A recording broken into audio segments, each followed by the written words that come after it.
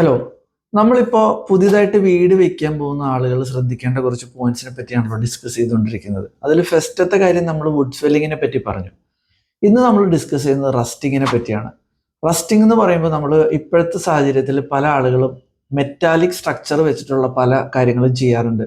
For example നമ്മളുടെ car porch, roofing, home theatre, അങ്ങനെയുള്ള പല കാര്യങ്ങളും നമ്മൾ മെറ്റാലിക് സ്ട്രക്ചറിൽ ചെയ്യാറുണ്ട്. അപ്പോൾ അത് പ്രത്യേകിച്ചും നിങ്ങളുടെ വീട് കായലോരം അല്ലെങ്കിൽ കടലിന്റെ സൈഡ് അങ്ങനെയൊക്കെയുള്ള സ്ഥലങ്ങളിലാണെന്നുണ്ടെങ്കിൽ അവിടെ ഉപ്പിന്റെ അംശമുള്ള കാറ്റ് കാര്യങ്ങളെല്ലാം കൂടുതലായിരിക്കും.